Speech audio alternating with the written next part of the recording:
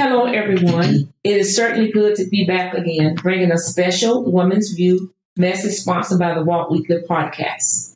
Let me plug in that all views and opinions are based on our personal life journey, experiences, and research. We claim no rights to music or music lyric. This morning, we send special greetings to Walter Lathan Sr., the host of the podcast, and co-host Ernest J. Robinson. I am Briggette Stokes, guest co-host for the Walt Weekly Podcast, and today I'm joined with my amazing Just Us BB ladies. They are here looking all beautiful, wearing their pink, green, white, and pearls, looking just fine. We are here again for a brunch gathering and conversations on women's power to vote, understanding assignment to impact our nation's future, especially Black women and our community concerns. With us this morning, from Raleigh, North Carolina, Mrs. Brenda Barnes, Miss Carolyn Ham, and from Henderson, North Carolina, for the first time, Miss Lorna Jackson. These ladies are graduates of St. Augustine College, the class of 1981.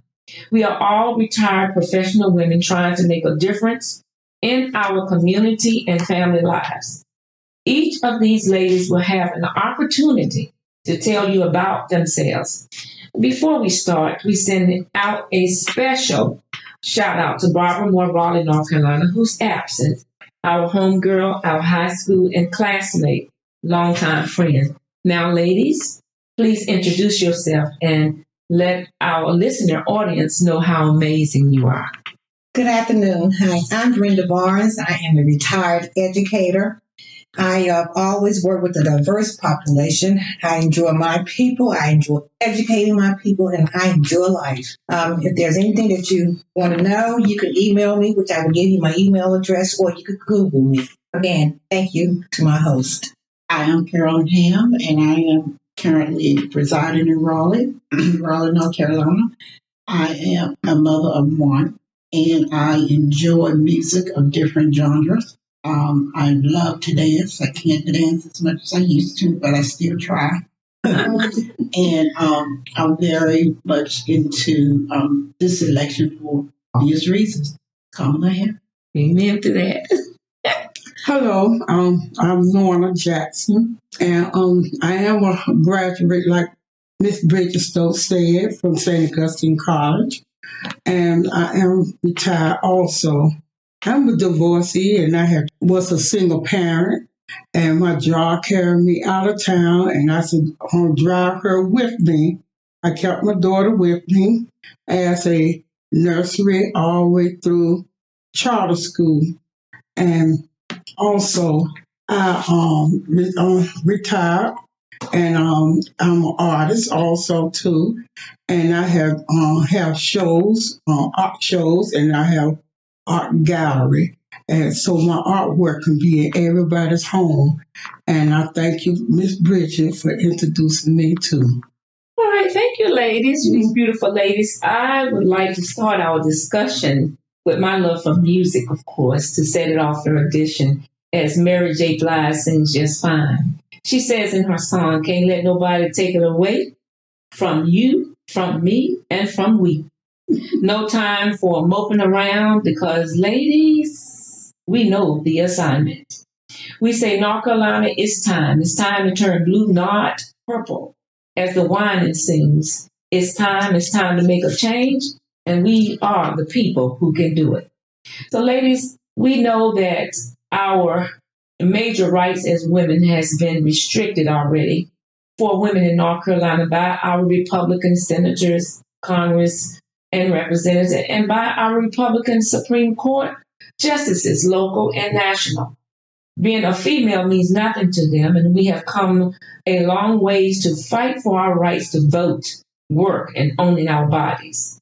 We are all here today born again Christians, and we believe we understand that we are not here to judge and force Jesus down anyone's throat. We believe we pray for our country. We guide our loved ones and the youth with our love, and then live the best way we can, Christ-like. Live with the fruit of the Spirit. I say, who are we to judge? So let's look at abortion. In many states, including North Carolina, with stipulations, has made it illegal. Back in the day, many women died from unsafe abortions. As of today, death mortality rate in 2024 is very, very high, especially among Black women and their babies dying because of receiving improper care, medical doctors or staff not listening to them. When the Black women says that they need help or something is going on to their body, they're just pushed aside. They're totally ignored. So let's just talk about this and share our thoughts briefly. Okay, hi, I'm Brenda Barnes. My thought on this is my opinion, just like everyone else has, is that abortion is a woman's right. When a man can have a 9-pound baby, then you can decide upon what I should do. But until then, I think that all men should just sit back as they should and allow women to run this nation like we should do this. And speaking of abortion, right, we're doing now, politics has got to stay out of the bedroom. Politics amen on that. is not welcome in our bedroom, especially when our daughters are being mistreated. Our daughters are being disrespected. And I don't even know how a 12-year-old girl feel about her body being abused. So, and unless we can walk in her shoes, then we can make decisions. You can make decisions. Senators, our Republicans can make those decisions.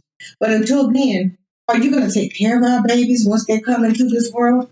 Are you going to take care of our mothers? Or are you going to condemn us too? So there's a lot that goes into play, our mental health. Don't forget your mental health. Yes, our mental health goes into play with this too. They have a lot of depression. Yes, depression here, and then mortality rate among African American women. And it's still high. It was high in the 50s, the 40s, and it's still high. So we have to talk about that, and then the suicide rate that comes up with abortions. Yeah. All that goes into play. But I'm not going to elaborate on that. I'm going to let my sister, Carolyn, have her say. When it comes to abortion, I do have an opinion that I guess a lot of people think, well, it's just what you normally hear. It's made between her doctor, God, or whoever she worships. But I truly believe it's hard to, just going back a little bit to reflect on the infant mortality rate. And it is a stated fact that our infants die at a much higher rate than any other population. We have to ask ourselves why. And that's because we don't get the proper care. We are not being heard, and we're definitely not being seen. That reflects on our economics, our education, and our social-economic background. So when you are not capable or don't have the means like other populations, you tend not to get this thing, and it shouldn't be that way, but that is the reality. That's reality. And especially if you're brown or Black. That's right. And we're just going to lay it on the table. Yeah. We do not get the proper care. We're not educated like we should. We don't have. Yes, we don't have the money, and then we don't go to the doctors like we should. Right. Yes, and that's just point blank, and that's exactly how it is. I even asked my husband about how he felt about abortion. And he was telling me, I am a man. This is exactly what he said. I think like a man, and I act like a man. He said, I am not a woman. I have no idea how a woman feels about her body changing. Not only does it affect the woman, but it affects the whole household. Everybody that she runs into contact with, her taxes going to go up.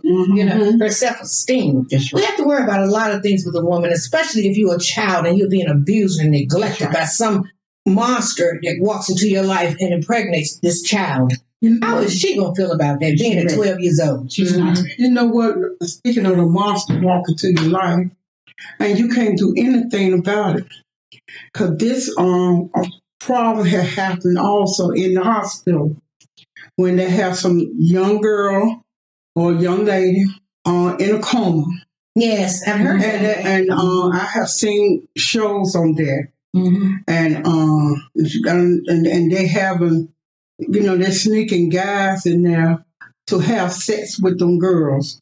And then later on, they find out the little girl who's in a coma become pregnant. And they do not know how it happens. I'm trying to say that, like Miss Brenda said, they need someone to help take care of them and look after them better, much better. We're going to get more into the medical part later on. But that's the same thing. And you can't make that woman or that child lying there in a coma, don't know what's going on, to have that baby, through the family. Because that's life. I mean, that's the devil part of life. And these men need to stop trying to sell, the traffic, forcing these ladies to have sex with men, and for them to have money, but they ain't having the money, but taking their body. So what she's saying all around, because I know we got to move on now. But what you're saying all around is so many ways that young girls can get pregnated. Because I want to carefully use my words. They can get pregnated, and they're not allowing abortions under any circumstances. Yes. It doesn't matter where it happens at, but they're not allowing no type of abortions. And the sad thing about that is, even with fertilization for families that can't have children, they're cutting that out too. They're cutting there to the point whereas in these new laws that they have, and they're banned it, if you even go to a hospital in pain, I think somebody recently, I don't know if it was in North Carolina or one of these southern states, I think she was from Atlanta or somewhere, I'm not sure, so I won't say it because factual, where I think she had taken an abortion pill, and she was sick, but and it didn't go out the way it went. It should have worked. Yes. She went to the hospital there. They didn't take her. She came to North Carolina, I believe, or something in that scenario. And she went back and got sick. Let me correct myself. And then when she went to her medical doctor at the hospital, they wouldn't accept her. And she died. This is recently. So I should have gotten the facts on it so everybody can go out there and look up behind me. But just given that scenario set up, period. So in overall, we're saying that they have stripped everything away. You can't go to another town. They want another state and have abortion. Or they're keeping that. They want to even keep up with a woman's body, monthly body. So we got to fight on that. And that's a dictatorship. Anyone who wants to keep track of your body and your body functions, that is a dictatorship. We don't need that in this world today. Our children, our young ladies, and we are queens. It's up to us to educate them. It's up to us to let them know that you are safe more than anything else. We want you to be safe. And when you're safe, you're proud, and you learn when you're safe. You don't when you're not safe, you're unable to communicate calmly. You're always afraid. So we have to keep our ladies, our young women, safe and educate the Black men. On being a woman. How we feel. That how we feel. That's correct. And let our girls know that. So, look, ladies, we're gonna. I love your thoughts. Everybody's thoughts is beautiful, and that we could go a long time, and we got a lot to cover. So, right now, we're gonna move along. And we're going to talk a little bit about Black women carrying the world on our shoulder, because we do that. We got this big election coming up, and we've been the forefront. So let me say this, that Black women has always been foot soldiers and played a major role for civil rights, the right to vote. We've even go back as far as slavery, noting how women like Harriet Tubman, Sojourner Truth, Anna Mae Haynes, and Rosa Parks, Shirley Chisholm, and so many, many more played a part in helping to free slaves for freedom and rights. Black women has taken on the lead in every issue, every front row of the civil rights movement and national movement for humanity. We always have understood the assignment. We knew what it was about. So, ladies, I'm going to throw these questions out at you, and I want you to think about it and then give me feedback. Why do you think that we carry not only our family, but the community and the world on our shoulders for centuries? We are the frontliners in the movement for rights in the United States and other countries too. So why do you think we've done that? Why do you think we were even created to do it? Oh, because it's a part of our DNA. That is exactly why we are women. We are in charge. We are women, and it's time for us to feel like we are leaders. We already know we're leaders. And as women, we wear different hats. You may wake up a woman, and before you go to bed, you have been a doctor, a lawyer, a social worker, you name it. We have done it all. We have walked a mountain and we've slid down on the other side. And why not let us keep going? Because statistics shows that in times of tragedy in a household, the woman is the first one to get up to get her family back together. And it is. And so, like I was saying earlier, we do wear these different hats. It is part of our DNA to keep it moving.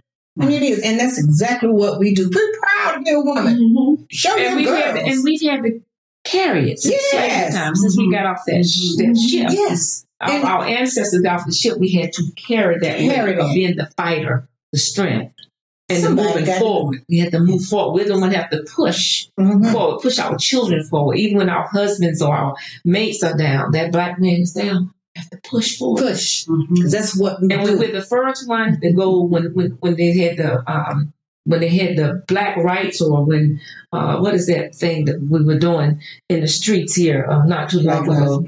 Black Lives Matter. Black women was the forefront. Yes, and we are front now. Forefront. Yeah, we still. Just think about it. When the civil rights right, we were the forefront. Yes, fighting. Right, alongside we weren't scared. And sometimes we were in front of our husbands. Yeah. Yes. When they were frightened, when they were afraid, we weren't afraid. We weren't afraid. We were the one that pushed that's a special gift. Yes. Give yourself more compliments than we do. We need that confidence. We need to keep forward. We were your first teacher. We were your first restaurant, the first one you went to. We taught you how to sit up, how to read and write, how to act. And not only that, when that child come to this world, the first face they'll see is their mother. Yes. And that's a special look for that child to see. Because we nurture. That's special. And like she said, we are nurtured. And continue on when that child get older. And we are nurturing the world too. That's correct. And that's the gift from God.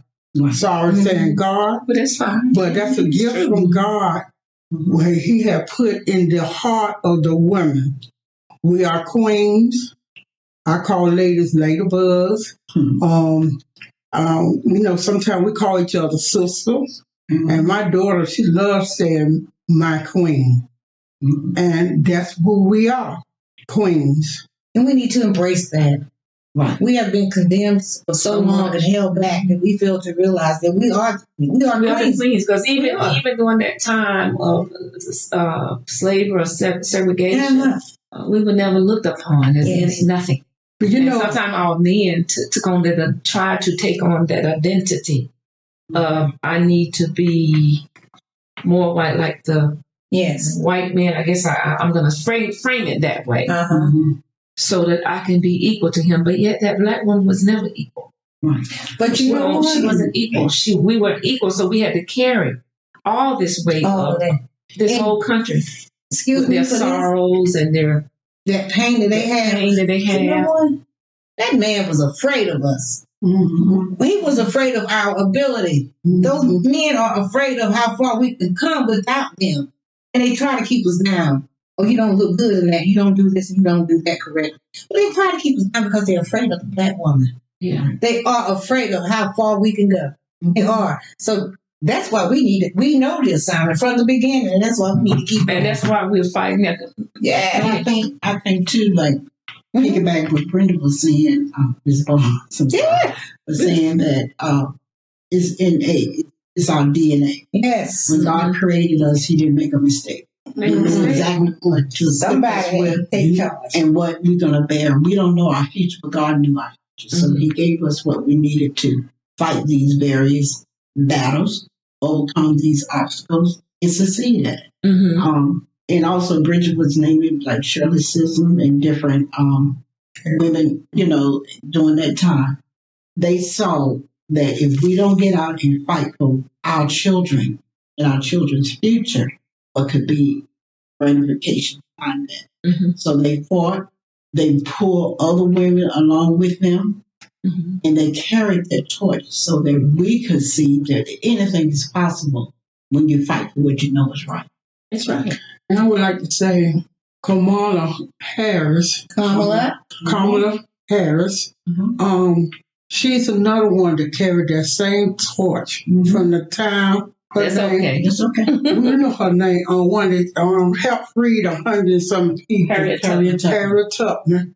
And see, Harriet Tubman, she was concerned, just like a mother, concerned of the others that have freedom, you know.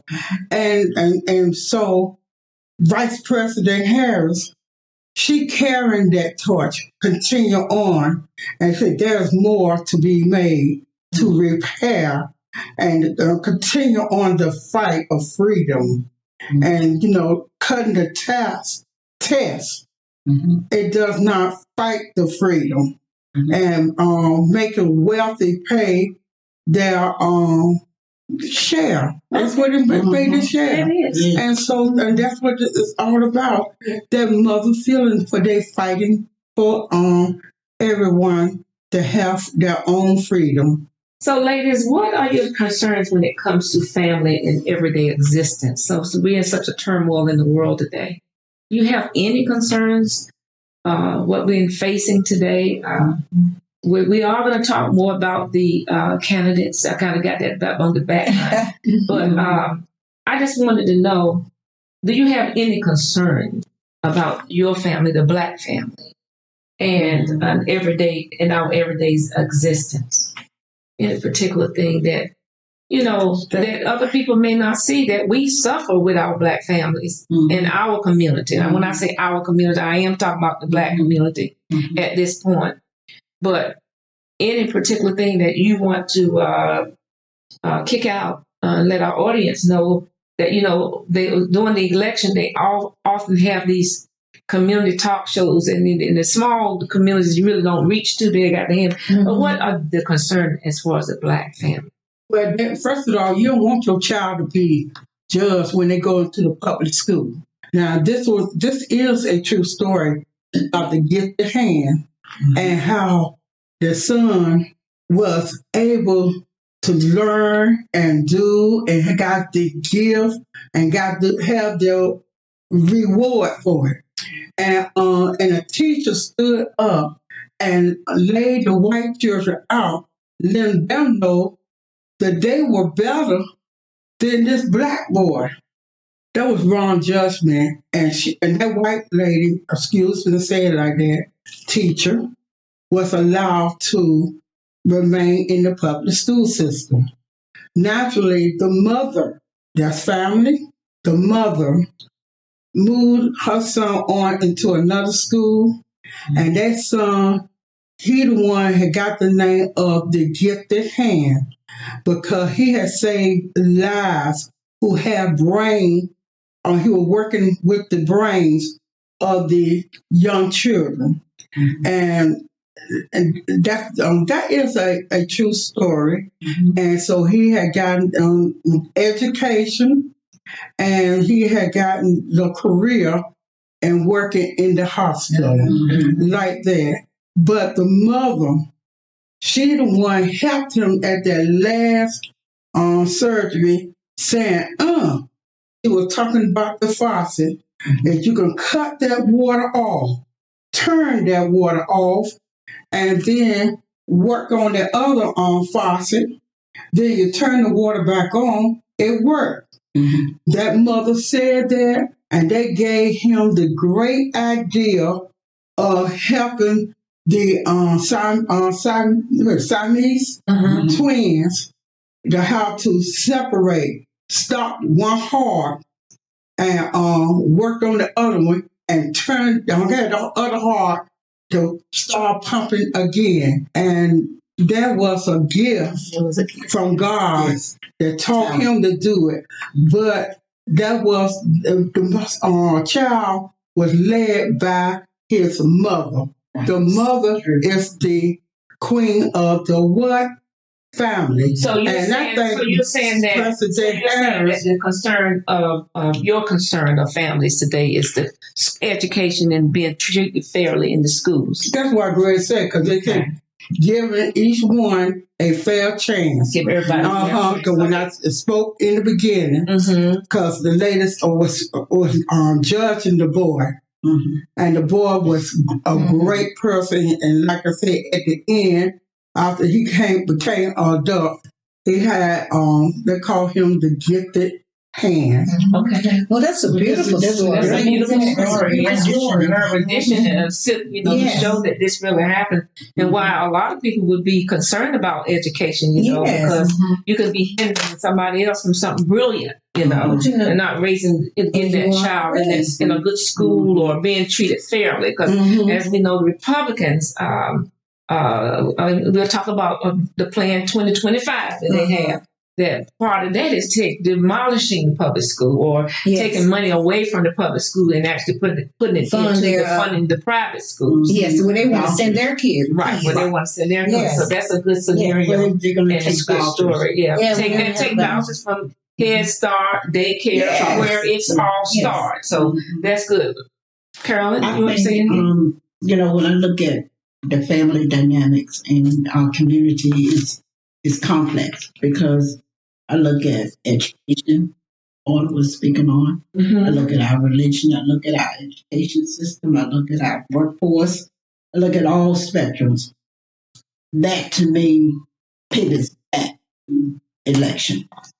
Yes. It pivots back to you can't have a certain lifestyle or get comfortable or continue to have the same lifestyle without being active in your election. That determines your lifestyle. That determines your social status. That determines your education. That determines every spectrum of your life.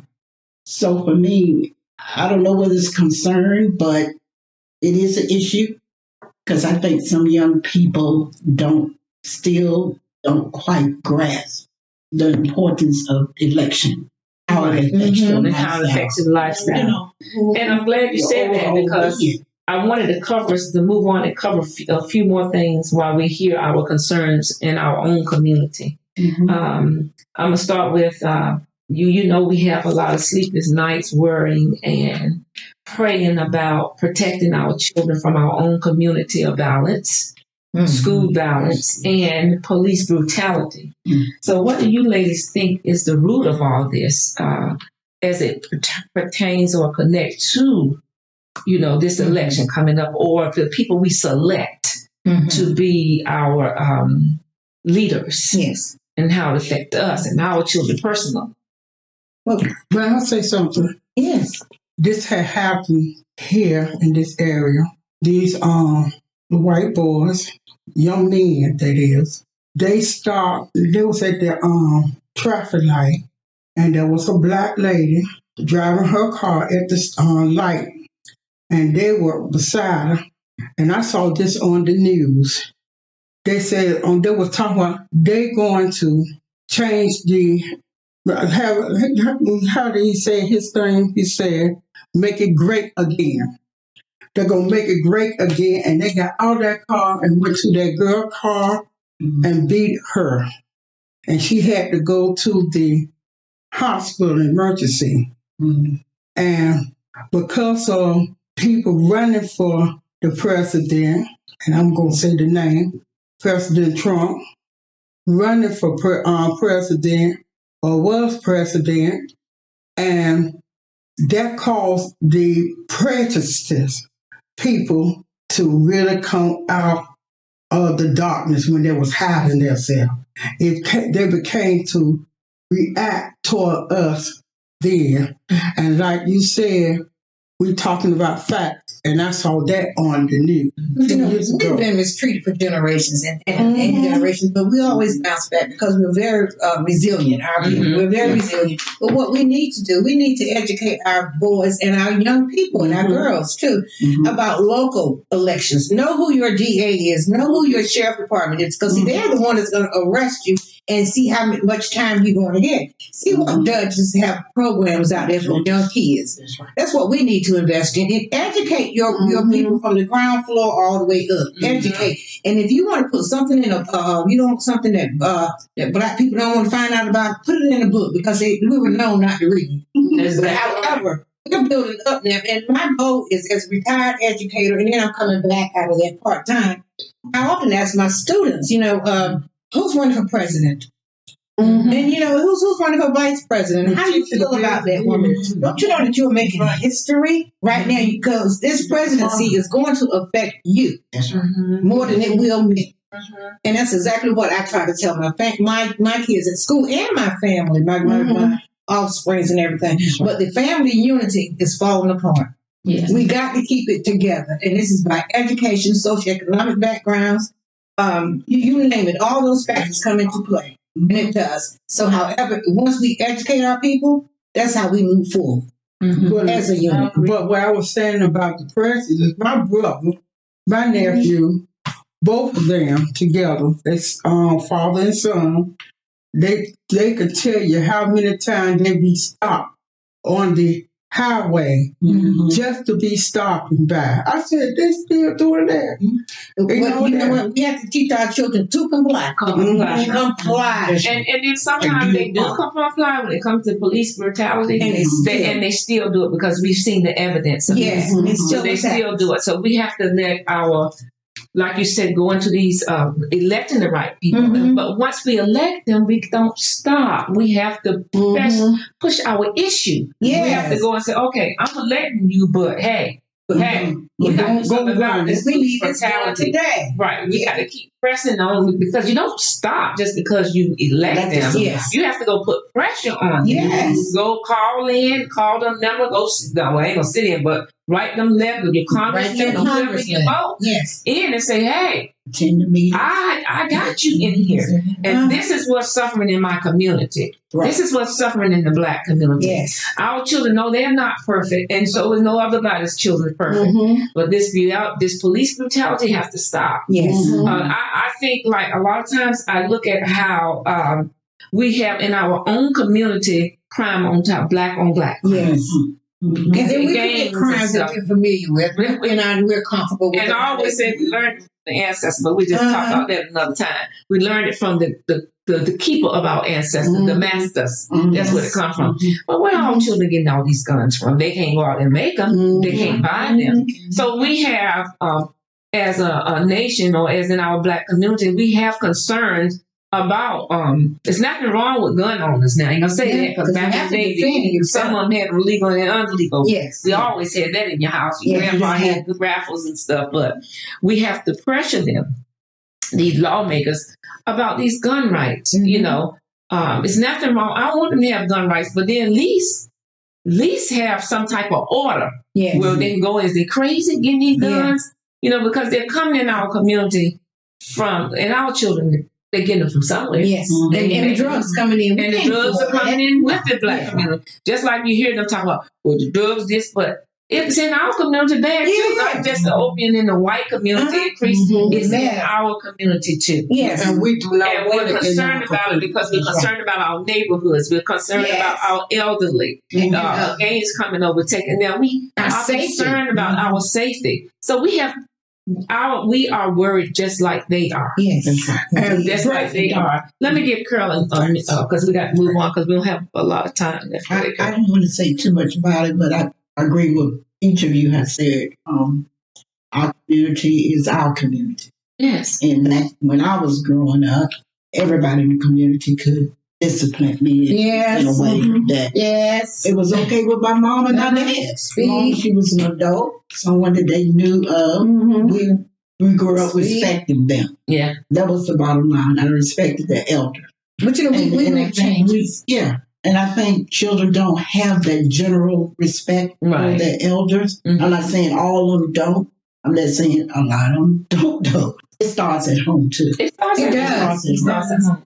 Because what you teach a child in their house, you're going to take it or they're going to leave it, but they'll always come back. Because when we were little, we were too afraid to get in trouble or go out. But now, are bold. They bold. Yes. They are bold. And our parents didn't do it.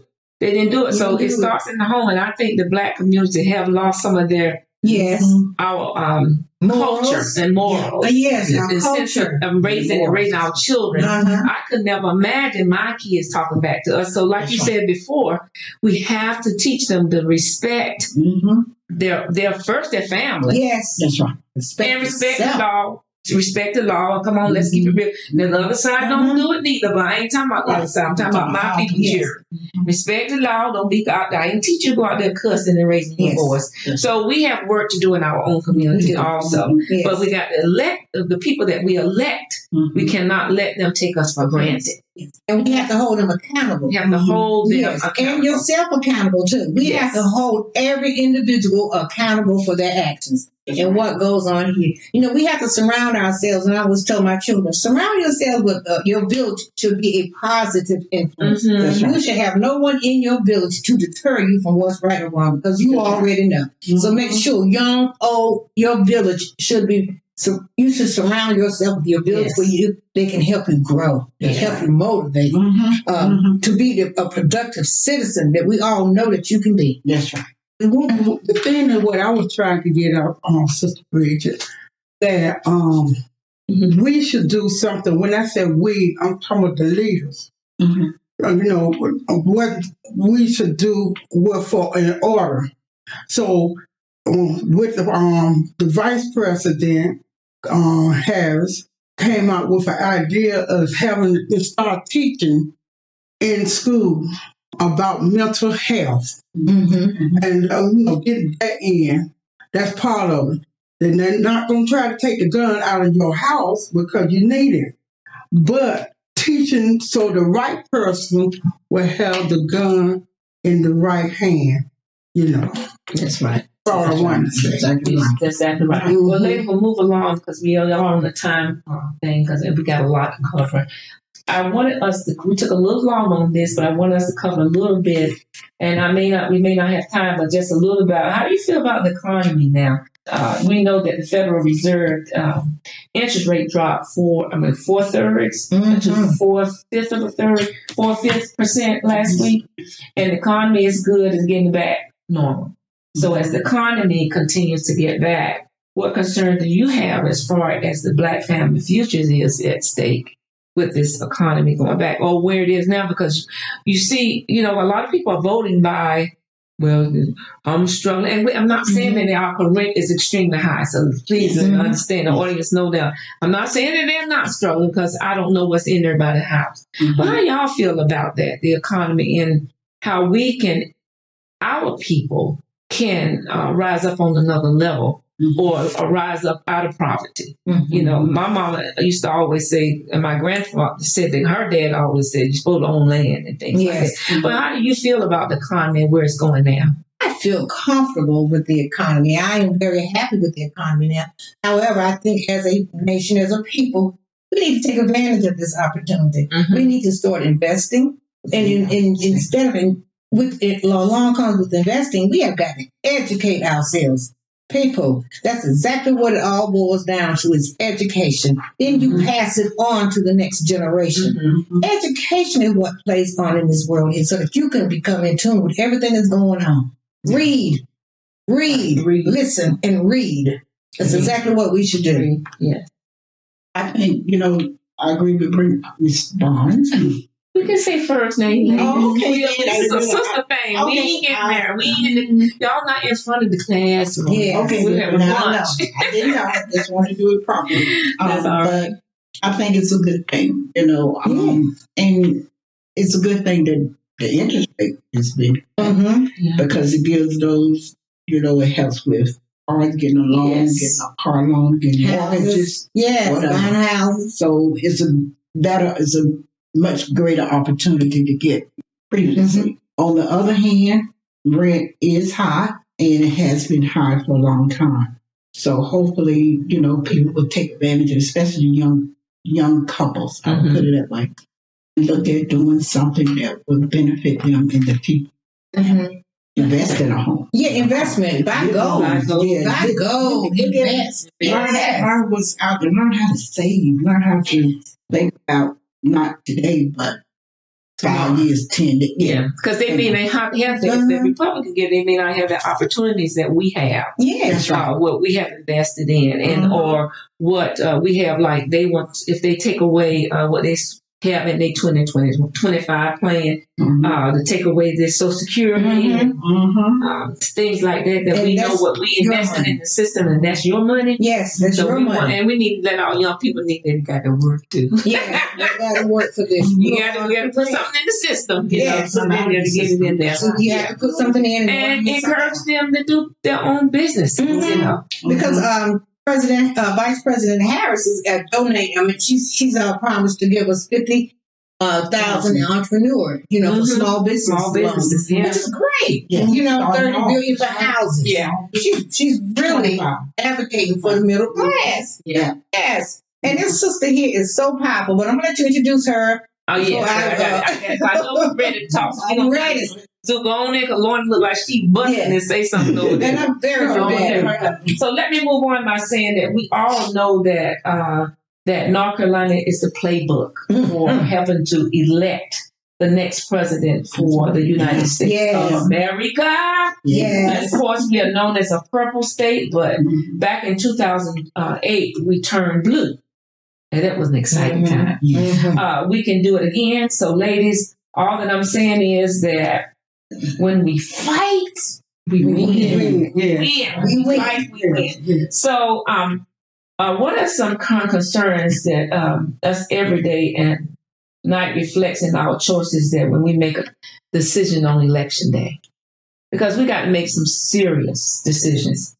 And so I would like to start our discussion with Maya Angelou famous quote.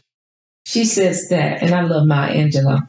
She says, each time a woman stands up for herself without knowing it possibly, without claiming it, she stands up for all women. So with so much pride and excitement, and these ladies today, man, can't hold it in no longer. Let's talk about our VP, Kamala Harris, an African-American, Indian mixed American. She's a HBCU graduate of Howard University. She's been a prosecutor, Attorney General of California, a U.S. Senator, and a VP. And she is, because we are strutting her colors today, one of the member of the Divine Nine, Alpha Kappa Alpha, AKA, and she definitely is a top-notch candidate. And now I'm going to speak into existence, Madam President Kamala Harris on November the 5th, 2024. And her VP pick is Coach Tim Watts, a governor, a teacher, a coach, and retired from the U.S. Army. And he's a perfect match. So let's talk about our own VP, Harris, and her plans. Let's roll out. Y'all been trying to take my platform away early because you couldn't hold it in. So let's talk about her plans for her presidency. We've been doing some touches. We've been throwing out some stuff about what she plans to do as the president. I would like to say this. As talking about the Republican and the Democrat. When the Democrat comes in the chair right after the Republican, they have a lot to do. They have a lot to clean up. And let's take the whole 4 years to clean up, but so the Democrat can be able to do their part. So that's why we do need another 4 years. Now, I'm growing up, my father said that a lot when Jimmy Carter and all of them came up there. It always took them 8 years to go through behind the Republican. So this is where, yes, they have done, Democrat within the last 4 years has improved, but we are not there yet because they are still have to clean up what Trump down has done. But since we've had Biden in charge, and I think with the stimulus check that he presented to us, yes, he gave us the stimulus check. Some people say, yes, the one. not Donald Trump. It was not Donald Trump. Donald Trump He did gave not us do that. Mhm. It was Joe Biden who gave us this check. And then when he chose our candidate right now, Kamala Harris, as a vice president, that was all planned. And I know it always was. say It that was too. all planned. Joe, don't sleep on Joe. Don't sleep on Don't Joe. sleep on Joe. Brenda always said they played. We were playing checkers, but they were playing Yes, chess. Joe Yes, worked yes. hard. He worked very hard. And I am so proud of Kamala. I am so proud of this woman. Like Sister Bridge was saying, you know, she was a What did I say DA, about the Holy Ghost? the AG, what is it, DAAG, a senator, vice president, She's and an well OG. qualified. She is well qualified. And an OG. And some. This What chick did I has tell been you in about the office. What did I tell you about the Holy Ghost? Yes. And she You is know, not no. yeah. She's not a slow lead. No. She's a top notch. Don't She's take been her doing for this for granted. over 20 years, 20 She some knows her years. job. She knows her job. And let me just And read over not some of her only that- plans that she had. Some of her plans. She said that she had plans to protect the fundamental rights, Yes. which we talked about that. Cut taxes for the middle class families, which we know Mhm. that over the years, even when President Clinton was the president, he focused in on the middle class. Yes. We know that. They Everybody got a house. Everybody got a house. All the stuff, everything balanced out. And she's planning that she wants to expand the child tax credit Mm-hmm. to provide a $6,000 tax cut for family with newborn children, and there's more to that. Affordable rent and funding to assist home buyers, grow small business owners. Yes. We just said that. Invest in people who wants to start new business. We mentioned that, and she wants to take bad actors and bring down the cost. Yes. Some people who just charge. Yeah. Y'all know we went through the period that we just paying too much for food and too much, and that was the big industry. Yes, that's price That gouging. how price gouging was Yeah. wanting to take it.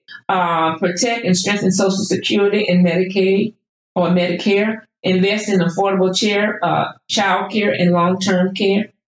Support American innovators and workers. And this is just a few. Just only Just a few. So, people that want to know, just don't know that the Carla, I didn't say it wrong. My sister would kill me if I say it wrong. But Kamala, Yes. Harris.com, and read. And read, people. And she also Read. and my daughter on that's okay. On certain medicine, I think it was the insulin. Yes. Yes, the insulin, she went to the drug. Bring them prices right on down because that was like about $400. And a lot of people, when you hear people say, well, what has Kamala, that she's been there 4 years? Okay, she's vice president. Okay.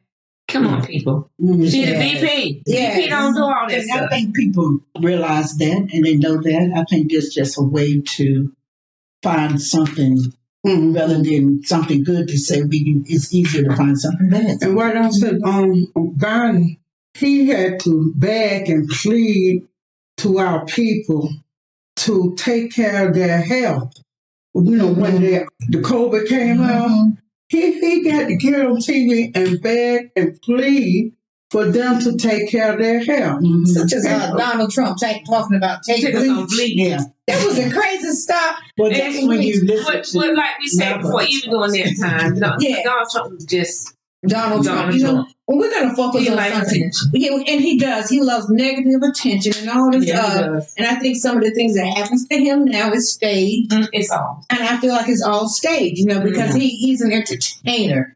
He's not for the people. He's just an entertainer. But what do you think that and I know I got this question somewhere in my notes, but what do you think is, the polls are showing that the young black men prefer Donald Trump over her. Why do you think this is happening? The younger ones, now, not the older ones. But why do you think this is happening? That when they and I watch them as they interview some of the town hall meetings, and I've been wanting to watch them from various TV stations or reading up on it on social media. And why do you think our young it was unbelievable. All of them are not MAGA. What do you call MAGA? Black that who support. But when they question them. Most of them said, well, I think I got a check. Now, they did, but Donald Trump signed a check and he gave us some money, in which we know that, okay, let's make it. I want our audience to hear this. And we're going to say it one more time. Your money was given to you by a democratic house. Yes. The house keeps the purse of the country. Mhm. The house keeps our money. Yes. And they make the laws when to disperse them to us. So it was Nancy Pelosi, who was a Democrat, Mhm. that helped land with some of the other Democrats for us to get that stimulus money. I don't want to hear it no more. As mothers sitting around this table, There we you go. telling our black kids and our black folks and any other folks that don't get it, Trump didn't give you the money. It was not Trump. Yeah. He just signed it. That's right. And there's no other in history president have ever signed a check when they have to give out to people of America. He just wanted to say, that's his gimmick. That's my signature. I gave it to you. So if you got some cousins down there in the South, go down there in the South somewhere and tell them the truth. I'm up north. And some up north or wherever they spread it out. Just you heard it from you heard it from just us ladies. He didn't give it to you. It was He did not not. Trump. He didn't. It was not Trump that gave you to it. And I'm gonna rush along because I'm watching the clock and I want us to get to that. But I want to touch a little bit on some hot topic. Mm-hmm. What y'all think about Janet Jackson's comment? Trump put out there, she won't black. Yes. She ain't black. Mhm. He always got her. He threw it on Obama one Yeah, time. he wasn't born. And then this time she ain't black. She white. So apparently Janet Jackson was given this opportunity to address it in social media. She's in her 60s. So I think when she addressed it, I'm just paraphrasing because I don't want her to come back looking for me for no lawsuit. So I'm paraphrasing it. So apparently she said that she hadn't watched the news for a while. And she don't know, but she says, well, she's white. Her father is white. Her father is white. Now, I ain't going to say much about that because I don't want us to stay on line, but I just want y'all to get just one little word, just 1 or 2 words on the issue. Carolyn, you haven't spoken much, so I'm going to start with you. I was hoping that was behind us at this point, because obviously her father is Jamaican descendant, her mother is Indian, and when you don't fact check things, that's what can happen. That can happen.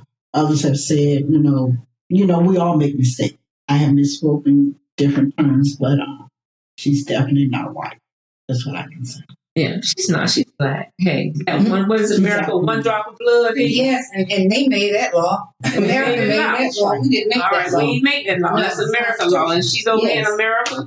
Like I say, she went to HBC school. HBCU school. She didn't have to choose a black college. She had the IQ to go. I mean, the intelligence to go to wherever she wanted to go. Yeah. So as far as we concerned, she's a sister. Always. And Donald Trump married an immigrant. And sure did, but you don't see that He way. doesn't see that, but I am so with Janet Jackson, just to give my opinion, like everybody else has. Ignorance. Yeah. We have got to start educating ourselves and stop being so absorbed into us. You're not in this world alone. Look at your community. Look where you are. Educate yourself. People, that's exactly what we have to do. Educate yourself. Because, Educate. I don't want to kind of creep in that family, but Yes. hey, they ain't all white black neither. That's all No. I'm saying. That's all I'm saying. On in. They're all I'm not. saying. We have a lot of mixed races in our some that we welcomed in and some that we didn't. That's right. And things happen because we had no control of it. However, we as a people, we welcome everybody into our home. We open up our homes. We do that. We take care because we are nurtured. We're nurturers. That's bottom line. That's why we talk about we carry the word on our shoulders. Yes, So that's our constantly, and wear different hats. Well, ladies, I'm going to move along and I'm going to say, so we can get through this. Speaking of the next, got to go back to my girl, Maya Angelou. Maya Angelou says, when a person shows you who they are, leave it the first time. Ladies, it's, I guess, my pleasure, I'm going to be fair, to introduce the former president, TV show host, entertainer, business icon, label, etc., Donald Trump. Now, I almost said Donald Trump, but I ain't going to say that. I'm going to give him respect and say Donald Trump. Talk about Trump's plan laid out for returning to the presidency. Before you mentioned that his idea is being a dictator. And a lot of people don't know what a dictator is. A dictator, people like Putin, just call it out. Yes, it is. People who rule, you don't have no decision. He tell you when you go to the bathroom, everything. What you eat, what grocery comes in your house, everything. Everything. You have nothing. So some of y'all have heard about Trump is denying that he was not a part of the 2025 plan, but yes, he is. I think that's in 3 tiers. This is the first part, and then if the Republican win, because we're talking about these things today because we want our audience to know how important it is that we get our children, our grandmama in there, Uncle Bob in them, and cousin in them out to vote. Yes. That's going to be our task as our family. So, and his VP pick is a 1-year senator, J.D. Vance. We don't even want to talk about that. He's supposed to be, he's an author, and he made some kind of love song about a couch. So we call him the sofa guy.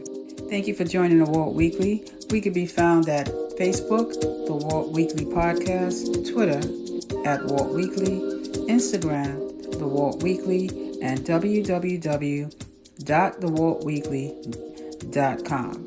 Please like, follow, and share.